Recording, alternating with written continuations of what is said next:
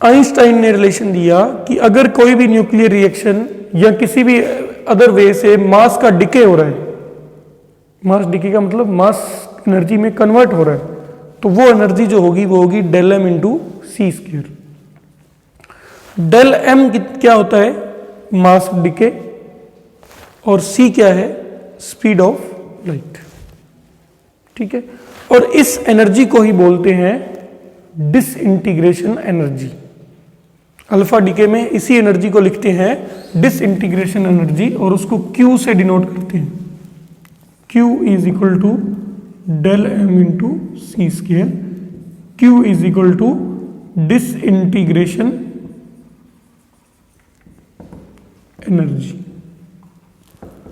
That means जब ये uranium thorium में चेंज हो रहा है तो उस समय एक्सपेरिमेंटली ये चीज ऑब्जर्व की गई कि कुछ उसका जो मास है that is being converted into energy, वो किस में चेंज हो जाता है? एनर्जी में चेंज हो जाता है।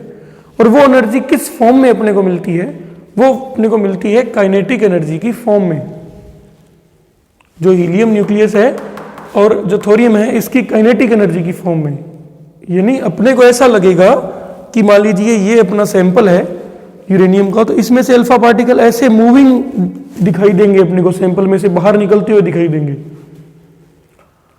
तो अल्फा पार्टिकल इस सैंपल में पहले तो रेस्ट में थे ना, यानी पहले तो न्यूक्लियस सारे रेस्ट में थे, फिर एकदम से उसमें से कुछ पार्टिकल निकलने लगे, यानी एनर्जी, काइनेटिक एनर्जी उन पार्टिकल के पास में है। तो वो काइनेटिक एनर्जी का सोर्स क्या होता है? उस काइनेटिक एनर्जी का सोर्स होता है disintegration energy, that means mass decay. क्योंकि कुछ मास कम हो जाता है अल्फा डिके बीटा डिके में, और वो जो जितना मास वो कम होता है वही किस में चेंज होता है? एनर्जी में चेंज हो जाता है, बदल जाता है। Okay students, so Q is equal to del M into C square. और इस केस में हम इसको क्या लिख सकते हैं? देखिए, Q will be equal to M X minus M Y minus M alpha into C square. जो डेल एम है अपना, उसको हम क्या लिख सकते हैं? M X minus M Y minus M alpha into C square.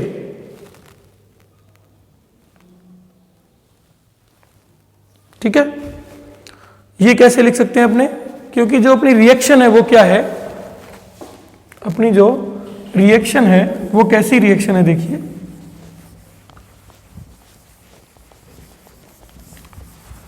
अपनी रिएक्शन कुछ इस तरह की है। X is being converted into Y plus alpha particle. Okay, so X का मास mx माइनस y का mass my minus alpha particle का mass that means m alpha, this is equal to del m। इसके मास में से जो 100 ग्राम है उसमें से इन दोनों का मास अपने को माइनस करना है। तो इन दोनों का मास कितना है? एम वाई और M alpha. So this will be equal to del M, and del M into C square will give the value of disintegration energy Q. ठीक है, तो ये एनर्जी कहां से आती है? जो भी एनर्जी अल्फा डिके में होती है उसका रीजन क्या होता है एनर्जी का? उसका रीजन होता है मास डिके। ओके, और एनर्जी किस वजह से आती है? मास डिके की वजह से आती है, क्योंकि मास जो है वो किस में कन्वर्ट हो जाता है? एनर्जी में कन्वर्ट हो जाता है।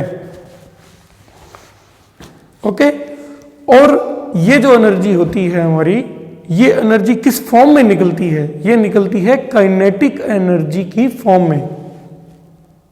क्योंकि सैंपल में पहले जो पेरेंट न्यूक्लियाई है वो किस में होता है? रेस्ट में होता है, और उसमें से पार्टिकल निकलते हैं विद सम स्पीड। तो स्पीड है तो अल्फा पार्टिकल का मास भी है, स्पीड भी है, तो उसके पास कौन सी एनर्जी है? काइनेटिक एनर्जी है। तो काइनेटिक एनर्जी की फॉर्म में जो है वो अपनी जो एनर्जी है वो निकलती है। और कैसे निकलती है? देखिए,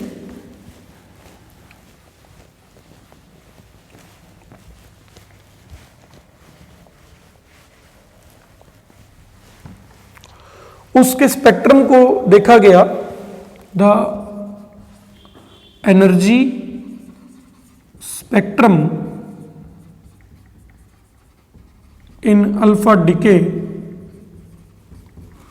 इज क्वांटाइज्ड। वो क्वांटाइज्ड होता है। अल्फा डिके में जो एनर्जी स्पेक्ट्रम होता है वो क्या होता है? क्वांटाइज्ड होता है। दैट मीन्स मान लो एक अल्फा पार्टिकल 100 जूल की एनर्जी से निकला, तो कोई एक होगा जो कि 1010 से निकलेगा, कोई होगा 11120 से निकलेगा, कोई होगा जो 130 जूल से निकलेगा। यानी हर टाइप की अल्फा डिके की एनर्जी नहीं हो सकती, कंटिन्यूअस नहीं होगी, वो डिस्क्रीट होगी। डिस्क्रीट का मतलब स्टेप बाय स्टेप। मान लो कोई 100 जूल का निकला, कोई 150 जूल का, कोई फिर 200 जूल का, कोई 250 जूल का, इस तरह से एक कंटिन्यूअस जो है वो इसके अंदर वैल्यू नहीं मिलेंगी। 100, 101, 102 जूल ऐसे एनर्जी नहीं मिलेगी। एक डिस्क्रीट एनर्जी जो है वो मिलेगी अल्फा पार्टिकल्स की। ये इफेक्ट कहाँ से आता है? एक्सपेरिमेंटल फैक्ट है कि जो अल्फा पार्टिकल की जो एनर्जी है which is we found in the alpha decay, that energy is quantised. वो एनर्जी जो होती है वो क्या होती है? क्वांटाइज्ड होती है। ओके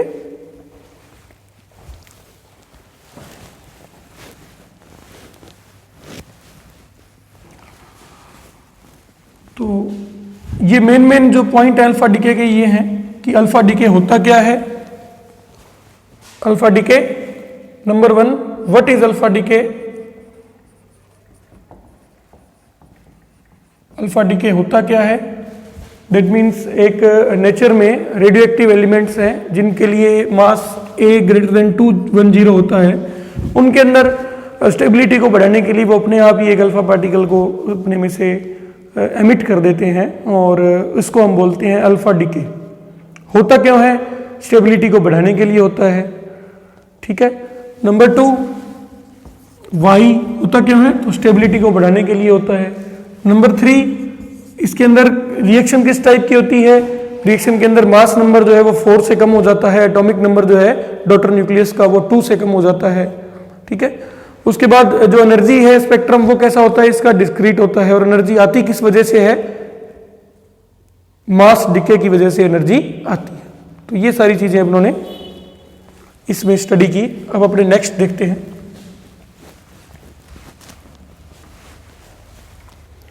और वो नेक्स्ट है बीटा डिके।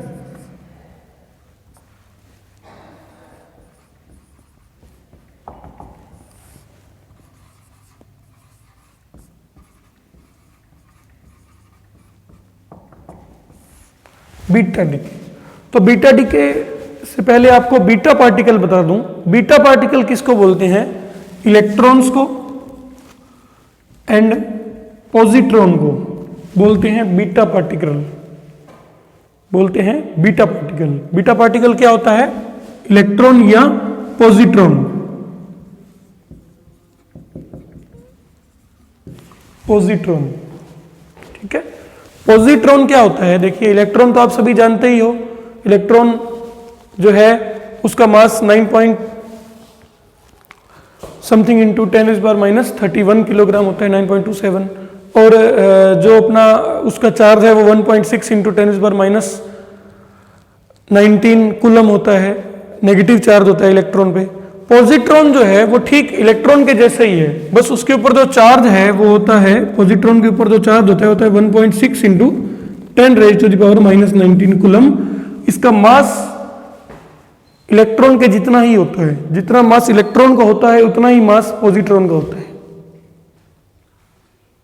जितना मास इलेक्ट्रॉन का होता है उतना ही मास पॉजिट्रॉन का होता है। लेकिन चार्ज की नेचर पॉजिट्रॉन की पॉजिटिव होती है। इलेक्ट्रॉन के चार्ज की नेचर नेगेटिव होती है, पॉजिट्रॉन के चार्ज की नेचर जो है वो क्या होती है? पॉजिटिव होती है। तो किसी भी न्यूक्लियस में से अगर इलेक्ट्रॉन एमिट हो, किसी भी न्यूक्लियस में से अगर इलेक्ट्रॉन एमिट हो, जो कि बात इतनी इजीली डाइजेस्ट होने वाली नहीं है कि इलेक्ट्रॉन कैसे निकलेंगे न्यूक्लियस में से, इसको हम समझेंगे। लेकिन अगर हो, मैं आपको बता रहा हूं, या उसमें से पॉजिट्रॉन एमिट हो, तो उस डिके को बोलते हैं अल्फा डिके। उस डीके को बोलते हैं अल्फा डीके। तो कैसे इसके अंदर हम लोग स्टडी करते हैं, कैसे होता है ये? तो सबसे पहले इसकी एक बेसिक रिएक्शन आप देखिए कि मान लीजिए अपने पास कोई X, अपने पास कोई न्यूक्लियस है, इसके अंदर दो तरह के जो हैं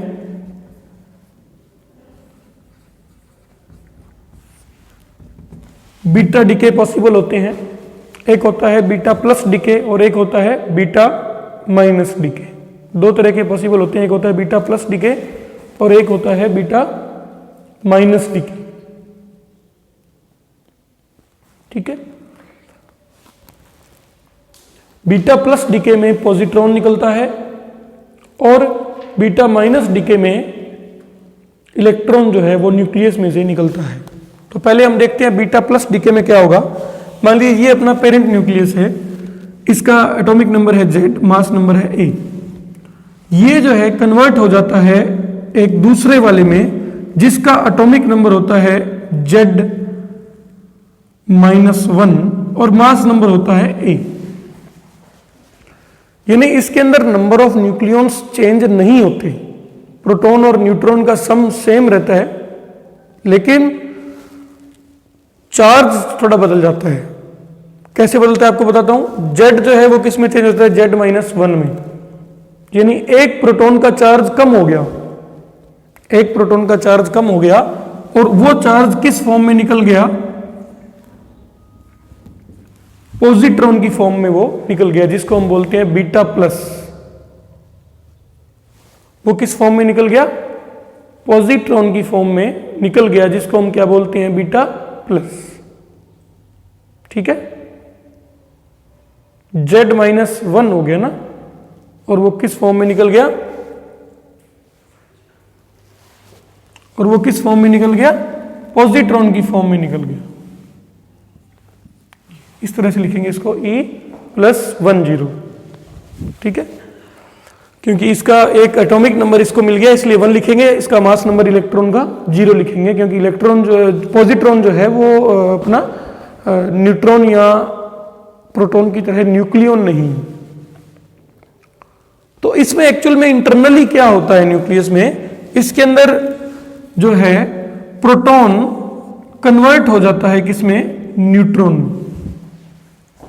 इस रिएक्शन में बेसिकली होता क्या है? प्रोटॉन जो है वो कन्वर्ट हो जाता है किसमें? न्यूट्रॉन में। ठीक है, और साथ में क्या निकलता है? पॉजिट्रॉन निकलता है। यानी उसी न्यूक्लियस का के अंदर, पेरेंट न्यूक्लियस के अंदर ही प्रोटॉन जो है वो किस में कन्वर्ट हो जाता है? न्यूट्रॉन में कन्वर्ट हो जाता है। क्योंकि एक्चुअली जो प्रोटॉन होता है उसके अंदर भी अलग अलग क्वार्क्स होते हैं जो उसके चार्ज को डिफाइन करते हैं। क्वार्क्स,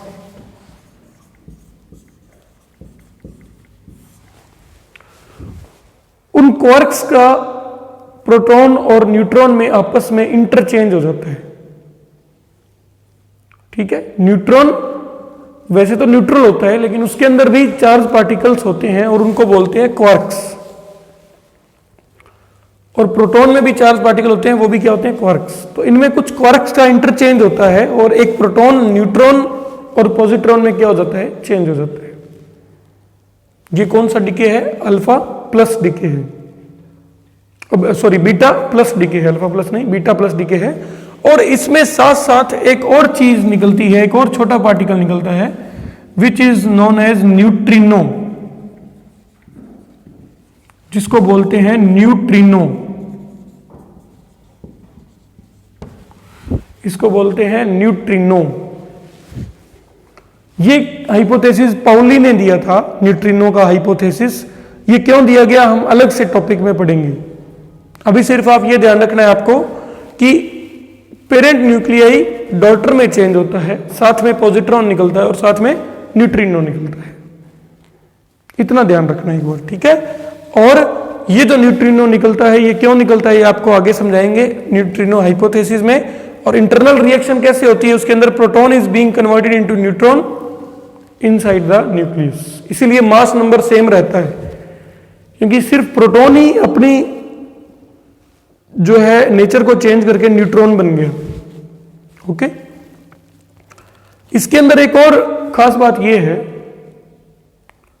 बीटा डीके में कि बीटा डीके जो होता है वो भी स्टेबिलिटी को इंक्रीज करने के लिए होता है, क्योंकि स्टडी की गई है जो अपनों एलिमेंट्स के बारे में, तो देखा गया है कि प्रोटॉन और न्यूट्रॉन के रेशियो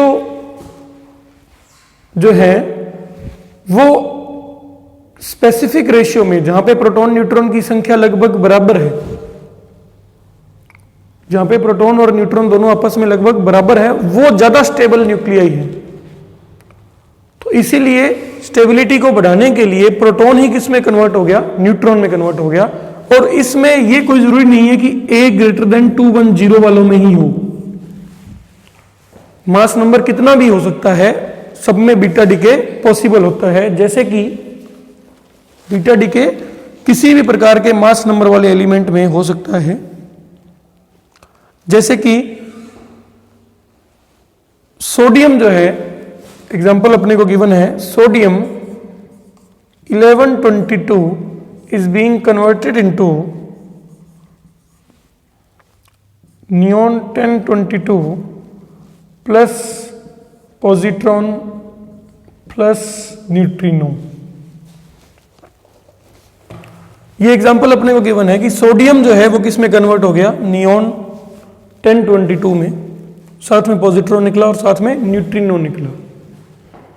तो main point beta plus decay के ये है कि इसके अंदर पॉजिट्रॉन निकलता है। पॉजिट्रॉन क्या होता है, इलेक्ट्रॉन के जैसा ही होता है, मास उसका इलेक्ट्रॉन के जैसा ही होता है, लेकिन उसका जो एटॉमिक नंबर है वो जो है, यानी कि इसका जो चार्ज जो है वो पॉजिटिव होता है।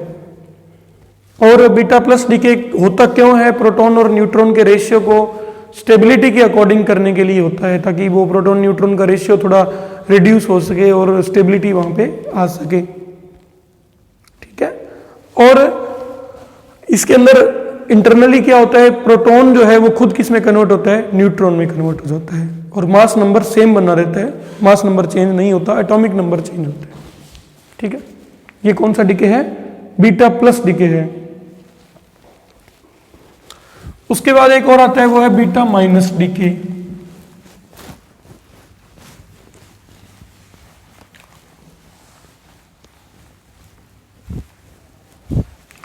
बीटा डीके का जो अगला पोर्शन है वो है बीटा माइनस डीके।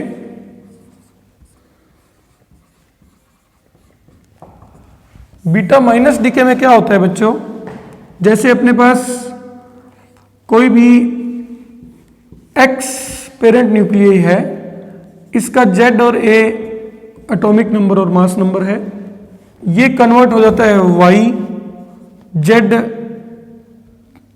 +1 और ए में, और इसके साथ क्या निकलता है, एक इलेक्ट्रॉन निकलता है।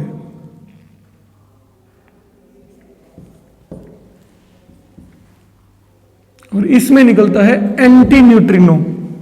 ये जो होता है, ये क्या होता है, एंटी न्यूट्रिनो होता है।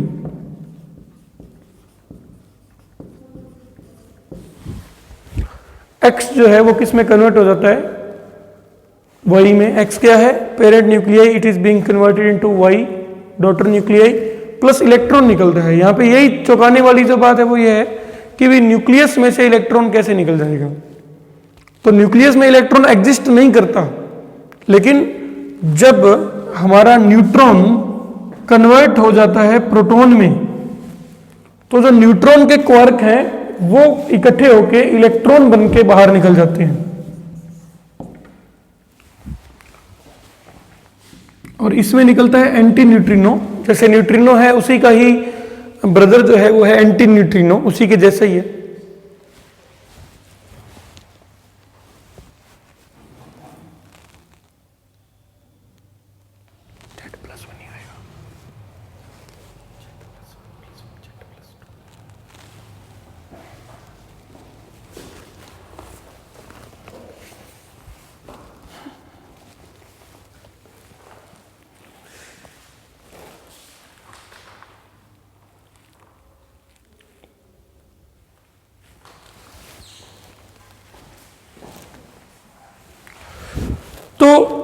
इसमें क्या होता है कि जो न्यूट्रॉन है वो ही कन्वर्ट हो जाता है किसमें, प्रोटॉन में, और साथ में क्या निकलता है, इलेक्ट्रॉन होता है उसमें से निकलता है, और साथ में क्या निकलता है, एंटी न्यूट्रॉन।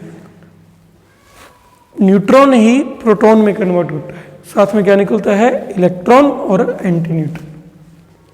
ठीक है, एंटी न्यूट्रिनो न्यूट्रॉनों को जैसा ही होता है, और इसीलिए इसमें इलेक्ट्रॉन निकल जाता है क्योंकि न्यूट्रॉन ही चेंज किसमें हुआ है, प्रोटॉन में। न्यूट्रॉन और प्रोटॉन के अंदर, न्यूट्रॉन के अंदर कुछ इंटरनल चेंजेस हुए और वो किसमें चेंज हो गया, प्रोटॉन में चेंज हो गया। ठीक है, इसीलिए ही इसके अंदर जो अपना हम कहते हैं कि इसके अंदर जो है हमारा इलेक्ट्रॉन निकला न्यूक्लियस में से, तो ऐसा नहीं है कि इलेक्ट्रॉन न्यूक्लियस के अंदर होता है, ये उसी टाइम पे जब बीटा डीके होता है उस टाइम ये इलेक्ट्रॉन फॉर्म होता है, क्योंकि उस टाइम इंटरनली कुछ प्रोसेस होता है जिसके अंदर न्यूट्रॉन किस में चेंज होता है, प्रोटॉन में। और इसकी जो रिएक्शन है वो कुछ इस तरह से दी गई है कि thorium 9234 is change into 91234 plus electron -10 plus. तो ये इसका पूरा जो है, इसका पूरा जो अपना सिस्टम है वो इस तरह से होता है बीटा डीके का। बाकी अपने बीटा डीके को आगे स्टडी करेंगे। Thank you.